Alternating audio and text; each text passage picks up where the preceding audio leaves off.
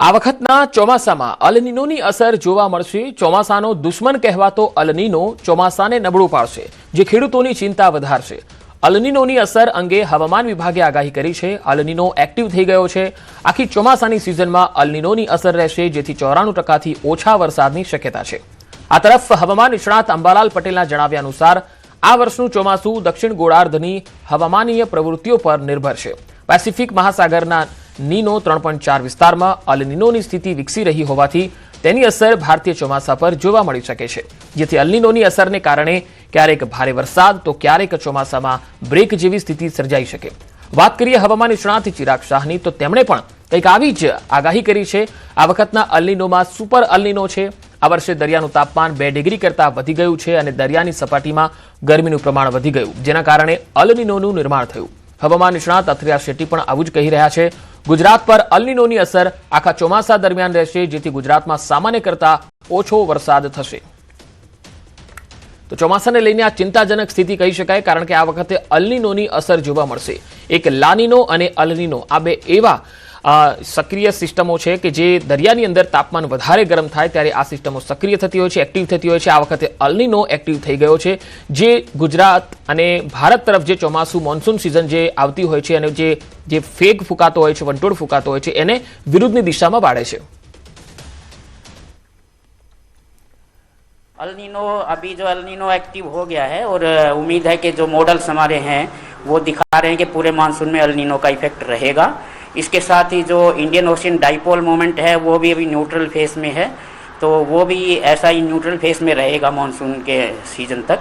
तो इसके प्रभाव से जो हमने लॉन्ग रेंज फोरकास्ट दिया था उसमें बिलो नॉर्मल रेनफॉल की उम्मीद हमारे को है। अगर 94% से कम बारिश जो वेस्ट इंडिया में है। दक्षिण गोलार्धમાં પ્રવર્તતી હવામાનની સ્થિતિ પર નિર્ભર છે। આ વખતે નીનો 3.4 વિસ્તારમાં પેસિફિક મહાસાગરમાં લગભગ સમુદ્રનું નિયત તાપમાન હોવું જોઈએ તેના કરતાં વધી રહ્યું છે અને ઓગસ્ટમાં નિયત તાપમાન કરતાં 1.5 1.5 ડિગ્રી સેલ્સિયસ વધવાની શક્યતા રહેશે અને સપ્ટેમ્બરમાં તેની ઘાતક સ્થિતિ અનુભવાશે। સ્ટ્રોંગ અલનીનો બનશે। આવો સ્ટ્રોંગ અલનીનો 1972માં બન્યો હતો, ત્યારે લગભગ દુષ્કાળ જેવી સ્થિતિ હતી। અલનીનો દર વર્ષે મતલબ આગળ આવી ચૂકેલા છે, પહેલી વખત આવી ચૂકેલા છે, પણ આ અલનીનોમાં આવું કેમ થયું છે? કારણ કે આ વખતના અલનીનોમાં સુપર અલનીનો છે અને એનું રીઝન એક જ છે કે પ્રશાંત મહાસાગરમાં 1 જૂને જે IMDએ એક વસ્તુ નોંધી છે એ બહુ ચોંકાવનારી છે અને એ છે 2 ડિગ્રી ઉપરનું ટેમ્પરેચર। એટલે આખા દરિયાનું ટેમ્પરેચર 2 ડિગ્રી કરતાં વધી ગયું છે આ વર્ષે જૂન 2026માં, જેના લીધે દરિયાની સપાટીમાં અને દરિયાની આજુબાજુના વિસ્તારની અંદર ગરમીનું પ્રમાણ વધી ગયું છે। એટલે એના લીધે જે આખી અલનીનોની એક ઘટના બની છે, અલનીનોની એક આખું एस्टेब्लिशमेंट થયું છે। गुजरात में एल नीनो का असर तो रहेगा पूरे सीजन में। जैसे मैंने मई में भी बताया था कि सामान्य से थोड़ी कम बारिश की अनुमान लग रही है गुजरात में, और यानी लगभग जो गुजरात की जो 4 महीने की एवरेज रहती है जून से सितंबर की, उसके मुताबिक में लगभग 93 से 96% के बीच में एक पूरे सीजन का आंकड़ा पकड़कर चल सकते हैं, यानी सामान्य से थोड़ी कम बारिश रहेगी। રાજસ્થાનનું કાશ્મીર ગણાતા માઉન્ટ આબુમાં હવામાને કરવટ બદલતા વાતાવરણ અત્યંત સુહાવનું બની ગયું, જ્યાં લઘુત્તમ તાપમાન 18 ડિગ્રી અને મહત્તમ 31 ડિગ્રી નોંધાયું છે। પાડોશી રાજ્ય ગુજરાત સહિત દેશભરમાં પારો 45-43 ડિગ્રીએ પહોંચ્યો છે। ત્યારે આ કાળઝાળ ગરમીથી બચવા માટે જૂન મહિનાના શરૂઆતના 2 સપ્તાહમાં જ લાખો પ્રવાસીઓ માઉન્ટ આબુ ઉમટી પડ્યા। નકી લેક, સનસેટ પોઈન્ટ અને ગુરુ શિખર જેવા પર્યટન સ્થળો પર ભારે ભીડ જોવા મળી। પ્રવાસીઓના આ ધસારાને કારણે સ્થાનિક હોટલ રિસોર્ટ હાઉસફુલ થઈ ગયા, જેના પગલે પ્રવાસન ઉદ્યોગમાં તેજી આવી। તંત્ર દ્વારા ટ્રાફિક અને સુરક્ષા વ્યવસ્થા ચુસ્ત કરાઈ છે। माउंट आबू आपको अच्छा लग रहा है। माउंट आबू कहाँ से आए हैं आप? हम हरियाणा से आए हैं, हरियाणा से, और हमें आके बिल्कुल अपना स्ट्रेस फ्री लग रहा है। और अच्छा। हम चाहते हैं कि माउंट आबू में अधिक से अधिक लोग आए और आके अपने एंजॉय करें, फैमिली के साथ आए। अच्छा, आप क्या कहना चाहते हैं? सभी को आना चाहिए माउंट आबू में। बहुत अच्छी देखने वाली जगह है, घूमने वाली जगह है। आगे जाएंगे तो मंदिर भी है, मंदिर भी देख सकते हैं, मंदिरों में भी घूम सकते हैं, धार्मिक बंदे भी आ सकते हैं और जैसे भी एंजॉय करने वाले बंदे हैं वो भी आ सकते हैं। यहाँ बहुत अच्छा मौसम है, हमें बहुत मजा आ रहा है। बहुत मजा आ रहा है। आप बताइए। कर रहे हैं हम लोग। हमारे चेहरे देख लीजिए, हम वैसे भी बहुत एंजॉय कर रहे हैं। माउंट आबू हमें बहुत पसंद है। बेटा यही पढ़ता है। અને હવે વાત કોપીરાઇટના વિવાદની।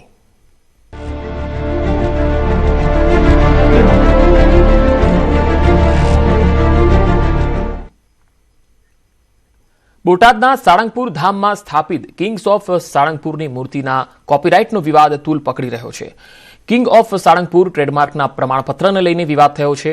સાધુ સંતોએ કોપીરાઇટ મુદ્દે વિરોધ કર્યો છે તો સંતોના મતે દેવી દેવતાના સ્વરૂપ પર કોપીરાઇટ ન હોય, ભગવાન સૌના હોય, કોઈ સંપ્રદાયના નહીં।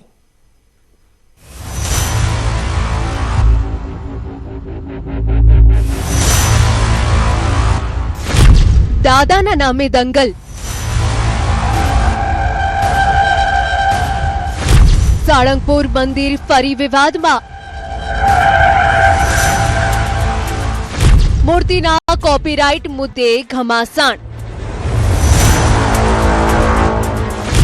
મંદિરના નિર્ણયથી સાધુ સંતો નારાજ। ગુજરાતનું સુપ્રસિદ્ધ યાત્રાધામ સાળંગપુર ધામ ફરી વિવાદમાં આવ્યું છે। આ વખતે વિવાદ દાદાના કોપીરાઇટનો છે। આ માત્ર એક મંદિર જ નહીં, પરંતુ દેશ વિદેશના કરોડો ભક્તોની અતૂટ આસ્થા, શ્રદ્ધા અને ભક્તિનું એક પવિત્ર કેન્દ્ર છે। શ્રી કષ્ટભંજન દેવ હનુમાનજી મહારાજના વિવિધ દિવ્ય સ્વરૂપો, તેમની અનન્ય ઓળખ અને સાળંગપુર ધામ સાથે સંકળાયેલી આધ્યાત્મિક વિશેષતાઓને ભાવિ પેઢીઓ સુધી અકબંધ અને સુરક્ષિત રાખવાના હેતુથી એક મહત્વનો અને ઐતિહાસિક નિર્ણય લેવામાં આવ્યો છે। મંદિર પ્રશાસન દ્વારા હનુમાનજી મહારાજના દિવ્ય સ્વરૂપો અને કલાત્મક કૃતિઓ માટે વિવિધ બૌદ્ધિક સંપત્તિ હકોની કાયદેસર નોંધણી કરાવી છે। મંદિર પ્રશાસન દ્વારા મૂર્તિ અને તેના નામ પર કોપીરાઇટ સર્ટિફિકેટ લેવાના નિર્ણય સામે ગુજરાતભરના સાધુ સંતો અને અખાડાના વડાઓએ પ્રચંડ મોરચો ખોલ્યો છે। કોઈ કોપીરાઇટ નથી, તદ્દન ખોટી વાત છે। અને સ્વામિનારાયણ સંપ્રદાયના જે લોકો આ કોપીરાઇટ માટે ટ્રેક માર્ક કર્યું છે એને તત્કાલથી એને પાછું કરવું જોઈએ અને પબ્લિક કહેવું જોઈએ કે અમારું હનુમાનજી મહારાજ ટ્રેક માર્કમાં નથી અને કોઈ પણ એમની ઉપાસના કરી શકે કે કોઈ પણ એમની મૂર્તિ પધરાઈ શકે। કષ્ટભંજન નામ છે, આપણા શાસ્ત્રોમાં લખેલું છે, સંકટ મોચન શાસ્ત્રોમાં લખેલું છે, ગણપતિ દાદા વિઘ્નહર્તા શાસ્ત્રોમાં લખેલું છે। આ બધા નામનો કોપીરાઇટ કઈ રીતે હોઈ શકે? આ નામનો કોપીરાઇટ કરીને પોતાની જાગીર સમજતી આ સ્વામિનારાયણની સારંગપુર સંસ્થાએ કિંગ ઓફ સારંગપુર હોય કે કષ્ટભંજન દેવ સારંગપુર હોય, સારંગપુર નામ પણ એક શહેર છે, શહેરનું નામ પણ કઈ રીતે કોપીરાઇટ કરી શકે? આ વિશેષ કાનૂની પ્રક્રિયા અંતર્ગત શ્રી કષ્ટભંજન દેવ હનુમાનજી મહારાજના વિવિધ દિવ્ય સ્વરૂપો, વિશિષ્ટ ચિત્રાત્મક અભિવ્યક્તિઓ, સર્જનાત્મક કૃતિઓ તથા ભક્તોમાં અત્યંત લોકપ્રિય બનેલી ઓળખરૂપ કિંગ ઓફ સાળંગપુર સહિત વિવિધ કોપીરાઇટ, ટ્રેડમાર્ક અને અન્ય બૌદ્ધિક સંપત્તિ હકોની નોંધણીઓ સફળતાપૂર્વક મેળવી લીધી છે। સાળંગપુર ટ્રસ્ટના ટ્રેડમાર્ક નિર્ણયનો બ્રહ્મ સમાજ સહિત અનેક હિન્દુ સંતોએ વિરોધ કર્યો છે। બ્રહ્મ સમાજના આગેવાન અશ્વિન ત્રિવેદીએ નિવેદન આપ્યું છે કે તમામ ચિહ્નો, આકૃતિઓ પર તમામ હિન્દુઓનો અધિકાર છે। હનુમાનજીનું પ્રતિકૃતિ છે તો એ આદિ અનાદિ કાળથી ચાલી આવતી પ્રતિકૃતિને એમને અલગ અલગ રીતે સ્વરૂપે બતાવી અને પોતાનો ટ્રેડમાર્ક સ્થાપવાનો પ્રયત્ન કરેલો છે, માલિકીપણું બતાવવાનો પ્રયત્ન કરેલો છે। તો ભવિષ્યમાં કોઈ પણ વ્યક્તિ સનાતન ધર્મને કે હિન્દુ ધર્મના વ્યક્તિને હનુમાનજીનું પ્રતિકૃતિ વાપરવું હોય તો એમની પરવાનગી લેવી પડશે, એવી પરિસ્થિતિ ઊભી થશે, નિર્માણ થશે અને હિન્દુ ધર્મના સનાતન ધર્મને અને બ્રહ્મ સમાજને પણ આપણે આ લોકોએ વખતો વખત નીચા દેખાડવાનો પ્રયત્ન કરેલો છે। આ કાનૂની સંરક્ષણ મેળવવાનો મુખ્ય હેતુ પવિત્ર ધામની આગવી ઓળખ, ગૌરવ અને આધ્યાત્મિક વારસાનું અનાધિકૃત ઉપયોગથી સંરક્ષણ કરવાનું છે। આ આધ્યાત્મિક અવસરે પ્રાપ્ત થયેલા તમામ કાયદેસરના પ્રમાણપત્રો આજે પૂર્ણ ભાવપૂર્વક હનુમાનજી મહારાજના ચરણોમાં અર્પણ કરીને ધન્યતા અનુભવવામાં આવી હતી। ભક્તિ, સેવા અને સંસ્કૃતિના દિવ્ય વારસાનું સંરક્ષણ અને સંવર્ધન આગામી વર્ષોમાં પણ આ રીતે ચાલુ રહે તેવો મંદિર પ્રશાસન દ્વારા દાવો કરવામાં આવ્યો છે। જો કે આ પહેલા પણ મૂર્તિ અને બીજ ચિત્રોને લઈ વિવાદ સર્જાયો હતો। હિન્દુ સંગઠનો દ્વારા આ વખતે પણ વિરોધનું રણશીંગું ફૂંક્યું છે। ત્યારે સાધુ સંતોની નારાજગીને મંદિર પ્રશાસન કેટલી હદે શાંત કરે છે તે જોવું રહ્યું। અમદાવાદમાં ભગવાન જગન્નાથજીની રથયાત્રા પહેલા એક મોટો બદલાવ આકાર લઈ રહ્યો છે। મંદિર આસપાસ અને રથયાત્રા માર્ગ પર ભવ્ય સૌંદર્યીકરણનું કામ હવે અંતિમ તબક્કામાં છે। શું છે આ ખાસ તૈયારીઓ અને કેવી રીતે બદલાઈ રહ્યો છે સમગ્ર માર્ગનો નજારો? લાખો શ્રદ્ધાળુઓના અનુભવને વધુ દિવ્ય બનાવવા માટે શું શું ઉમેરાઈ રહ્યું છે? જોઈએ આ ખાસ રિપોર્ટ।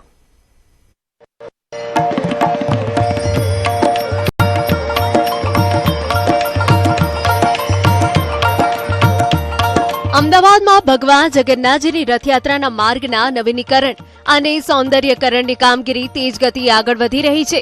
રૂપિયા 19.59 કરોડના ખર્ચે હાથ ધરાયેલો આ વિકાસ કાર્ય પૂર્ણ થયા બાદ રથયાત્રા માર્ગ વધુ સુવ્યવસ્થિત બનશે.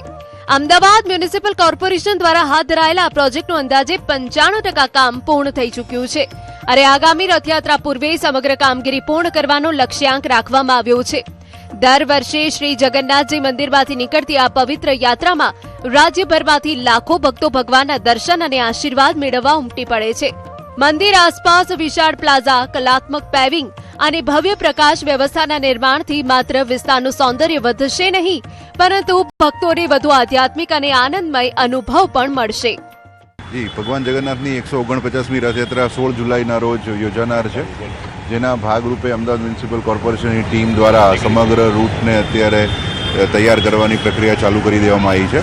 ખાસ વાત કરીએ તો જગન્નાથ મંદિરથી દાણાપીઠ ઓફિસ ખમાસા સુધીનો જે 1200 મીટરનો રોડ છે, એ આખા રસ્તા ઉપર અત્યારે નવી વિશેષ પ્રકારની ફૂટપાથ, એક મોટો મંદિરની સામે પ્લાઝા બનાવી દેવામાં આવેલો છે. આ તમામ પ્રક્રિયા 95% સુધી પૂર્ણ થઈ ગઈ છે અને આવનારી રથયાત્રા પહેલા સમગ્ર પ્રોજેક્ટને પૂર્ણ કરવાનો. મંદિર આસપાસ વિશાળ પ્લાઝાનું નિર્માણ, કલાત્મક પેવિંગ, આકર્ષક લાઇટિંગથી સુસજ્જ, ગ્રીન પેચ અને આધુનિક ફૂટપાથ જેવી સુવિધાઓ, મહત્વના જંકશનોનું પણ પુનઃ ડિઝાઇનિંગ, શિલ્પકૃતિઓ, ટેબલ ટોપ અને હેંગિંગ લાઇટ્સ. જગન્નાથજી મંદિર આસપાસ વિશાળ પ્લાઝાનું નિર્માણ, કલાત્મક પેવિંગ, આકર્ષક લાઇટિંગ, ગ્રીન પેચ અને આધુનિક ફૂટપાથ જેવી સુવિધાઓ સાથે સમગ્ર માર્ગને નવો અને ભવ્ય રૂપ આપવામાં આવી રહ્યું છે. આ પ્રોજેક્ટ અંતર્ગત જમાલપુર 4 રસ્તાથી ખમાસા સુધીના મહત્વના જંકશનોનું પણ પુનઃ ડિઝાઇનિંગ કરવામાં આવી રહ્યું છે, જેમાં શિલ્પકૃતિઓ, ટેબલ ટોપ અને હેંગિંગ લાઇટ્સનો સમાવેશ થાય છે. આ પ્રોજેક્ટના કારણે લાખો શ્રદ્ધાળુઓને વધુ સુવિધાજનક અનુભવ મળશે. જી, જગન્નાથ મંદિરનો જે આખો પ્લાઝા છે, પ્લાઝાને ડેવલપ કરવા માટેના પ્રોજેક્ટ હાથ ઉપર લેવામાં આવેલા છે. ખાસ કરીને જ્યારે મોટી સંખ્યામાં શ્રદ્ધાળુઓ મંદિર સુધી આવતા હોય છે, રથયાત્રાના આગલે દિવસે અને રથયાત્રાના દિવસે લાખો લોકો અહીંયા આવતા હોય છે, તો એ તમામ માટે યોગ્ય સુવિધાઓ મળી રહે, એમને ઊભા રહેવાની યોગ્ય જગ્યાઓ મળી રહે, એના આશયથી આખો આ પ્લાઝા બનાવવાનો પ્લાનિંગ છે. આગળ જતાં આપણે જે જળયાત્રાનો રૂટ છે, નદી સુધી જતો રોડ છે, એ રૂટને બી આખો વ્યવસ્થિત કરી અને લોકો માટે એક્સેસિબલ બનાવવાનો આશય છે. ટેમ્પલ સર્કિટનો આખો એક પ્રોજેક્ટ આપણે નદીના પૂર્વ પટમાં ચાલુ કરેલો છે, જે ટેમ્પલ સર્કિટના પ્રોજેક્ટને એલિસ બ્રિજ આસપાસના વિસ્તારોને સાથે જગન્નાથ મંદિરને બી જોડવાનો આશય છે. આ પ્રોજેક્ટ અંતર્ગત જમાલપુર દરવાજા, વૈશ્ય સભા, શાલમ અલી, ગામધણી દરગાહ અને ખમાસા જેવા મહત્વના જંકશનોનું પણ પુનઃ ડિઝાઇનિંગ કરવામાં આવી રહ્યું છે, જેમાં સેન્ટ્રલ વર્જ, હેંગિંગ લાઇટ્સનો સમાવેશ થાય છે. વિકાસ કાર્ય પૂર્ણ થયા બાદ રથયાત્રા માર્ગ વધુ આકર્ષક, સુવિધાયુક્ત અને શ્રદ્ધાળુ મૈત્રી બનશે. સાથે જ અમદાવાદના ઐતિહાસિક અને ધાર્મિક વારસાને આધુનિક શહેરી સુવિધાઓ સાથે નવી ઓળખ મળશે, જે શહેરની સાંસ્કૃતિક ગૌરવ ગાથાને વધુ મજબૂત બનાવશે. ધાર્મિક રીતે અમદાવાદની રથયાત્રા કરોડો હિન્દુઓની આસ્થા અને પરંપરાનું પ્રતીક માનવામાં આવે છે. દર વર્ષે શ્રી જગન્નાથજી મંદિરમાંથી નીકળતી ભગવાન જગન્નાથજી, બલભદ્રજી અને સુભદ્રાજીની નગર યાત્રા દરમિયાન લાખો ભક્તો દર્શનનો લાભ લે છે. મંદિર પરિસર અને આસપાસના વિસ્તારમાં વિકસાવવામાં આવી રહેલું વિશાળ પ્લાઝા, આકર્ષક લાઇટિંગ અને કલાત્મક પેવિંગ ભક્તોને વધુ દિવ્ય અને આધ્યાત્મિક વાતાવરણનો અનુભવ કરાવશે. આ વિકાસ માત્ર ઇન્ફ્રાસ્ટ્રક્ચર પૂરતો મર્યાદિત નથી, પરંતુ ભક્તિ અને સંસ્કૃતિને વધુ ભવ્યતા આપવાનો પ્રયાસ છે. અને હવે એક બ્રેકિંગ ન્યૂઝ આવી રહ્યા છે. આજે લોકરક્ષક દળની લેખિત પરીક્ષા છે. ગુજરાત પોલીસ ભરતી બોર્ડ દ્વારા આ પરીક્ષા લેવાઈ રહી છે. 2,05,000 જેટલા ઉમેદવારો આ પરીક્ષા આપવાના છે. પોલીસ બંદોબસ્ત અને ચુસ્ત નિયમો સાથે આ પરીક્ષાનું આયોજન થયું છે. તમામ કેન્દ્રો સીસીટીવી કેમેરાથી સજ્જ છે. અમદાવાદ શહેરમાં પણ 25,000 ઉમેદવાર આ પરીક્ષા આપશે. મહેનત સારી છે. 1 વર્ષની તૈયારી ચાલુ હતી. સારી છે તૈયારી. આપ ક્યાંથી આવ્યા છો? હિંમતનગરથી. કેવી તૈયારી કરી રહ્યા હતા? ખૂબ સરસ, ખૂબ સરસ. કેટલી આશા છે આજે લેખિત? આશા લેખિત પરીક્ષા પાસ કરવાની ઈચ્છા છે આજ મનથી. લોકરક્ષક કેડરની જે લેખિત પરીક્ષા છે તે આજે યોજાઈ રહી છે. ગુજરાતના અલગ અલગ કેન્દ્રો ઉપર આ પરીક્ષા યોજાઈ રહી છે. 2.5 લાખથી વધારે ઉમેદવારો આ પરીક્ષા આપવા માટે કેન્દ્રો પર પહોંચી રહ્યા છે અને કેન્દ્રો પર પણ વિશેષ વ્યવસ્થા કરવામાં આવી છે કે અત્યારે એન્ટ્રી આપવામાં આવી રહી છે, તમામનું ચેકિંગ કરવામાં આવી રહ્યું છે અને કેન્દ્ર પર પણ સીસીટીવી કેમેરા રાખવામાં આવ્યા છે કે જેને કારણે કોઈ પણ પ્રકારની ગેરરીતિ ન થાય અને શાંતિપૂર્ણ માહોલમાં છે તે પરીક્ષા યોજાય. ખાસ કરીને કેન્દ્રો ઉપર છે અત્યારે પોલીસનો બંદોબસ્ત પણ ગોઠવવામાં આવ્યો છે અને આ એક્ઝામ છે તેની લોકો ઉમેદવારો છે તેમને પણ તૈયારી કરી છે અને એક આશા સાથે અહીં લેખિત પરીક્ષા આપવા આવ્યા છે કે તેઓ જે મહેનત કરી છે મહેનતનું ફળ મળે, એટલે કે અત્યારે લેખિત પરીક્ષા છે તે યોજાય છે. અમદાવાદમાં પણ જે 295 કેન્દ્રો ઉપર આ પરીક્ષા યોજાઈ રહી છે. કેમેરામેન પંકજ મકવાણા સાથે વિપુ પટેલ, ન્યૂઝ